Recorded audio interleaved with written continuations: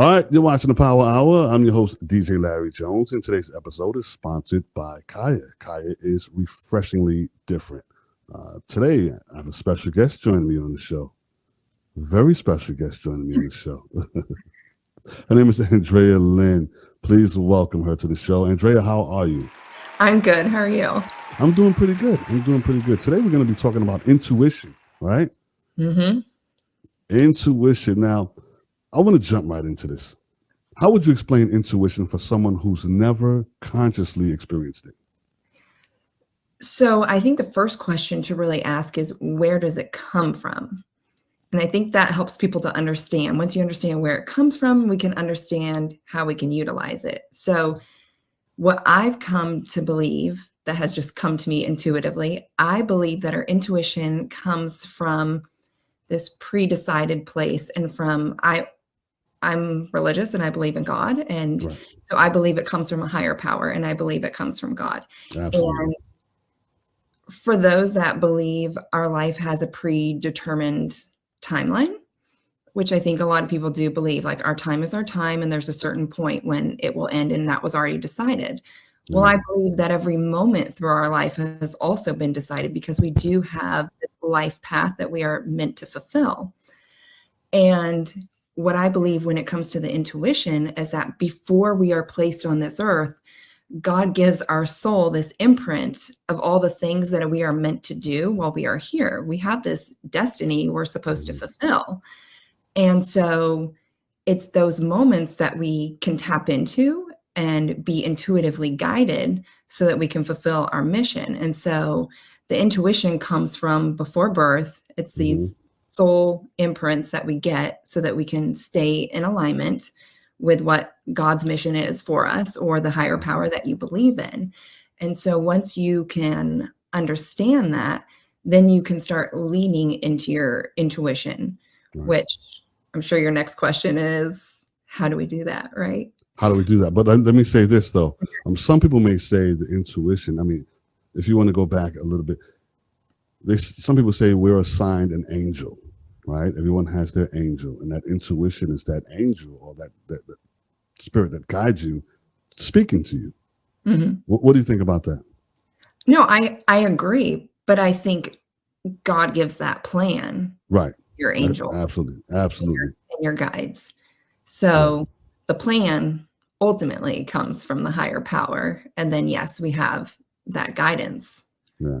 It's amazing. You know, we can actually take this conversation to a whole other direction, you know, speaking like this. I mean, hey, I love it. Now back to that question. How do we decipher that intuition? Because, so often people think, oh, it's just a feeling. And I think it's important that we understand that it's more than a feeling. Where is this feeling coming from? Because when you understand where it comes from, you can learn how to kind of lean into it more. And people often ask me that, like, well, how do I hear it? How do I lean into it? And I think it's important to stop and think of the times that you have recognized it, because I think most people have gone through life and at some point they've said, I knew it was going to happen. I had that feeling I should have just went that way, right? Yeah. Even if it's just watching a sports game, right? Yeah. I knew it, you know? Yeah. They know, right? They knew they were going to make that touchdown or something was going to happen, right? And so I think there's always been times in your life where you knew it. Well, go back to those times and reflect on it. Like, how did you just know it, right? And so you want to start to learn how we can feel into those moments, but you can't feel into any of these moments if your brain is just actively working and thinking and it's just your own self, right? Because the guidance isn't coming from your own self, right? It's coming from this higher power.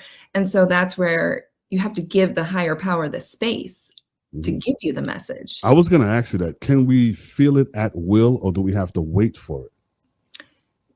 You can feel it both. You can feel it at will, but you got to ask for it too. You can't expect that it's like, I mean, God wants you to learn and understand your mission and go through it. And if you think that you're just going to, I don't know, everything's just going to fall into your lap, it's not if you're not asking for it. Right.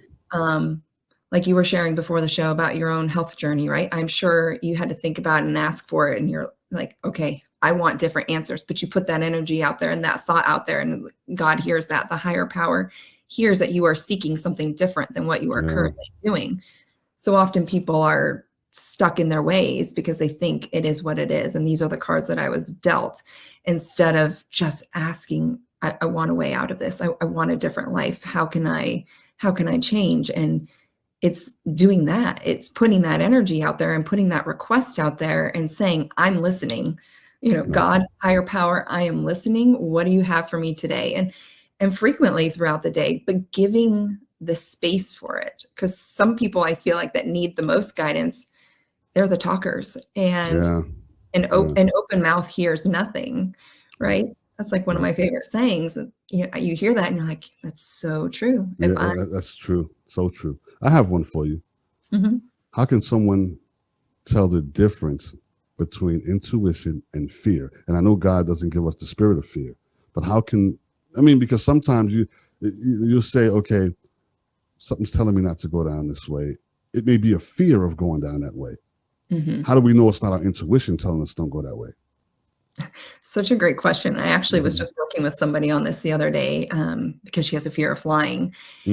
And so we talked about those intuitive moments that she's already felt in her life where she felt calm and how she felt in those moments. And when things happened as they were meant to be, like we were talking about earlier, how you can go back to a time where you just knew it, right? Well, when you just knew it, like, how are you feeling in those moments leading up to it? And often there's a calmness, and the thoughts, the ideas, they just come to you. And when it's fear, you usually are going to feel anxious. You're going to have your heart ripping through your chest. You might feel like you're going to throw up. But when things feel right and they're meant to be, you don't feel like you're going to throw up. Your heart isn't ripping through your chest. Like, I mean, that can be nerves, right? If you're about to do something that makes you a little bit nervous. But when it comes to a fear, it's all those feelings that wouldn't keep you calm, right? It's the sweating and the heart palpitations and all that. That's fear. So you have to recognize, how do I feel when I'm fearful?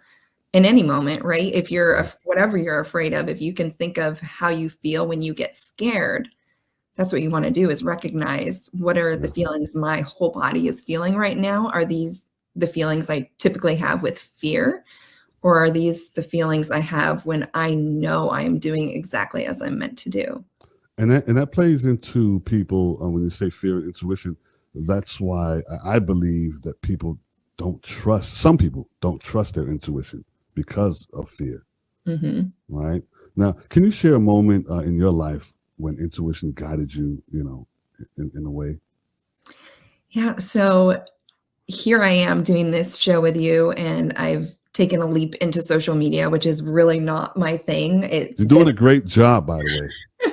It's hard for me to just put myself out there for some reason. But I have felt very called to do it for a long time. I have been through, like you, I've been through a lot when it comes to my health. I've been through a lot. I've been through depression, and I've been through getting a pacemaker and the wire going through my heart into my lung. Wow. Wait, whoa, rewind. Before we go into I want to hear that. Let me hear that story. What happened? That's kind of a long story, Larry, but I will breeze through that as much as possible. So I was essentially flatlining, which is dying, and I needed a pacemaker. And the day of the surgery, actually, this is kind of where I start to look back on my life and realize, my intuition, it was so strong, and I should have listened. And those are those moments too, where you look back, you're like, I should have listened. Should have listened to what? Your intuition, right? And so I look back on this day where I went in for the surgery because they said I was losing my driver's license if I didn't get the pacemaker. And so I agreed to do it. But the day of the surgery, the surgeon, he was running late. And then he just, I don't know, energy wise, he felt off. And I even told him, we don't have to do this today. We can do it another day. I'll come back. I don't care. Yeah. And he said, no, we're doing this. And so we did the surgery. And I woke up and everything was fine. And then 3 weeks later, I was in excruciating pain and they couldn't figure out why. And they thought it was just the nerves, like where they place the device. They thought, well, maybe it's rubbing you in a certain way and it's just, it hurts. And so I thought I was being this big baby. And so I kept going with life. And I mean, I was in college at the time. I kept going to school because I thought, well, I'm either in pain on my couch or I'm in pain in my desk, but I'm getting my attendance and I'm able to keep going with college. So I kept going to school. And then finally I got to a point one night, I woke up in the middle of the night and I knew it was the end. I was going to die. Like there was just no doubt about it in my body. It was like this feeling, I can't do this any longer. My body's done. And so I went to the ER and they found that my lungs had filled with blood. And it took a while to figure it out, but the wire had come loose through the heart and gone through into my lung. And so I was filling up with blood. And so, and that morning the doctor came in and he said, because they didn't do the surgery at night, they said it's too risky of a surgery for the night staff, not to scare anyone that has night surgery, but there was a choice. And so they wanted to wait until they had people that are obviously not as tired, right? It's just, it is what it is. And so that morning the doctor came in and told me, you know, he was sorry that this had happened, and it happens to about one person a year. And yay me. And so, he said, you know, I'm going to pull it through and your heart's just going to close up, or it's not going to close up and you're going to bleed out, and we're going to cut you open down the middle. We're going to do open heart surgery and we'll try to save you. But basically telling me like, you may not make it, which was fair. But I made it, and I didn't have to have the open heart surgery, and everything went beautifully. But it's a lot of those moments where I'm like, I know I'm meant to do something great. I know I am. Like, I know I'm meant to be out here sharing my story and sharing other people's stories and helping people get to a better place in their life, and understanding that wherever they are at, if they aren't fully satisfied and loving life, that I can promise you can get there. Yeah, I'm so glad. There's definitely a purpose in your life. And when I look at your show, because you have a show on YouTube, and when I look at that, I know you were meant to be here, and I know you were meant to share something, give something to the world. So blessings. Thank you so much for sharing that story. And when I'm on your show, I'll share my story, right? Now, okay, that was really, thank you for sharing that. Now, are there specific habits or routines that people, that'll help people stay in tune with the intuition? Are there habits or anything people should be doing to say, you know what, I need to stay cued into this? For sure. So like we were kind of touching on it, right? Where it's giving it the space and kind of blanking out essentially. And so an exercise I like to give people is just stare at a candle flame. Just relax your body and just stare at the flame to kind of let go. Just any sort of meditation where you can kind of let go of your thoughts and allow God's messages to be delivered to you. And like you were asking before, like, how do you know the difference? And I often tell people, for me, I'll get things where I'll get these ideas that just pop in my head out of nowhere. And when they don't make sense to me like that, when it comes out of nowhere, I'm like, okay, that's a divine message, because I wasn't thinking about going there or doing that. Like, clearly there's a reason that just popped in. I'm just going to follow through with it. I don't need to know all the pieces of it, but I'm going to follow through with this little message that popped through. But also, aside from, the candle exercise or just zoning out, go on a walk. Just go on a walk and just stop thinking. Don't think about all your to-do lists or all your problems. Just walk and notice your surroundings, and just look at the trees and look at the sky, and just try to give that space. And like we were talking about, ask the question too, like, hey, can I start hearing my intuition a little bit stronger, please, God? Allow me to hear it. And when we ask, we do receive. And so I think that's the key, is just asking and giving it the space, giving your head the space to let the messages come in. Because if you're busy just singing a song or talking or thinking, you won't hear anything else. You won't hear it. Is it possible to misinterpret the message? Yes and no, right? If you keep asking for the guidance, you'll get back exactly where you need to be. So it doesn't really matter. Right. Right. Does that Wow. make sense? Yeah. It makes a lot of sense. It makes a lot of sense. I mean, we're running out of time here, but we have to do a part two. We have to do a part two. I'd love to. You know, I thank you so much for joining me on the show. Before we go, tell them about your show and how they can see it. So my show is on YouTube. It's called Wake Up Your Soul with Andrea Lynn, and I'm sharing stories of tragedy to triumph.